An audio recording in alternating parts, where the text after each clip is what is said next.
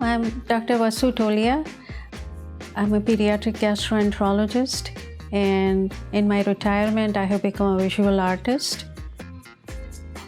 I was born and brought up in Calcutta, which is in the east part of India, and my parents had migrated there from Gujarat, which is the west part of India.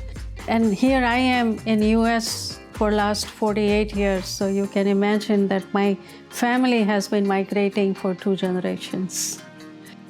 I started with likenesses and using photographs as props, to essentially I was copying, what was on the photograph on painting.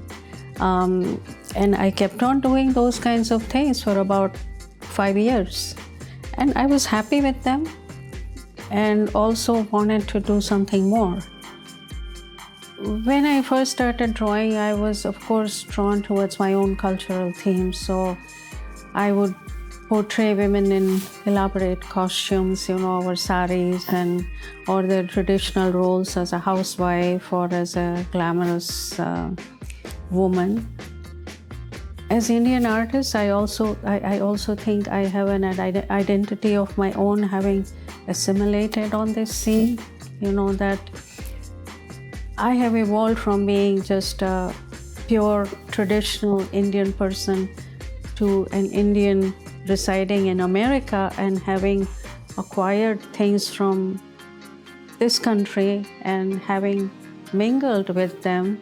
So now I think of producing different kinds of art, not the same traditional Indian kind. I knew I had to diverge and do something more because I was liking the art part of it, but the subject I had to think of something different. I did some of the nature and flora and fauna, like the typical classic artworks, but as I started to see more things in my own way, I started to develop different themes. I wanted to further and uplift women. I want to fight against all kind of injustice and inequality between the genders. My first solo show emerged. It was at Scarab Club, downtown Detroit. It was called A Woman's Journey, and I had 24 paintings in that, and I represented women right from being a little daughter to a grandmother and various other, careers and vocations in between too.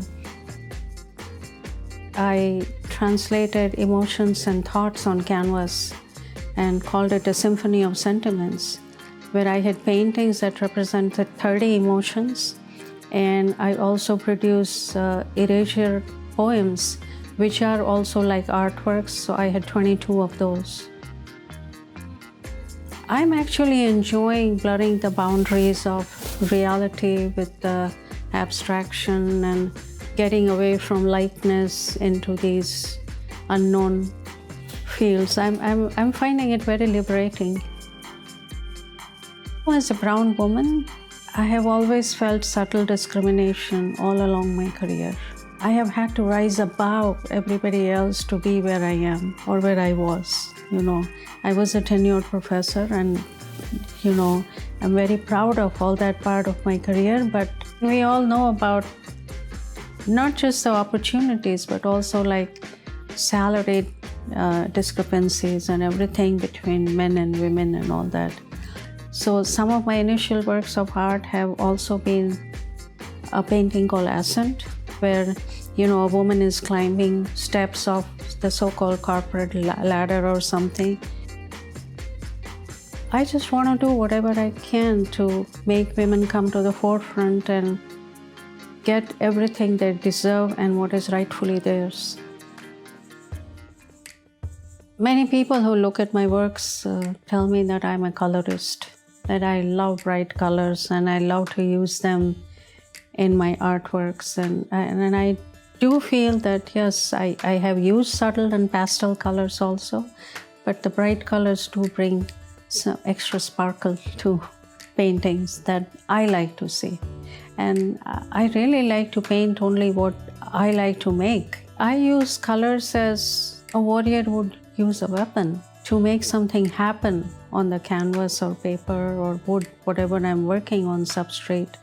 So it's not that I'm just throwing, paint buckets and letting them mingle. I'm thinking about it.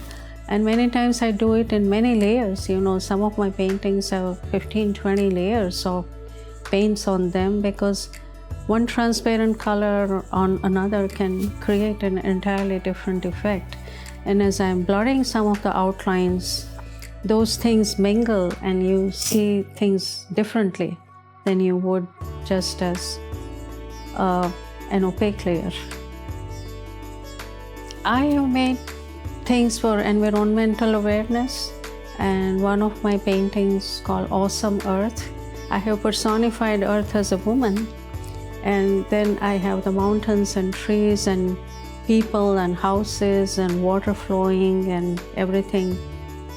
And I have made other paintings about Earth, like, the nature painting flowers. Again, I personify nature as a woman or Earth as a woman quite frequently, or inside the flower there will be a face or a silhouette of a woman sitting amongst flowers that you wouldn't even notice first until you looked at it properly, and things like that. I feel myself constantly evolving. Everybody who looks at a Picasso, thinks that there just have to be lines, but Picasso also evolved over time. Every artist does. I really look forward to creating more art and thinking of new themes, and while I will not forget my main theme for raising awareness for equal rights for women, I will continue to pick different causes as time brings things along the way. Every phase of doing all this brings a better meaning to my life.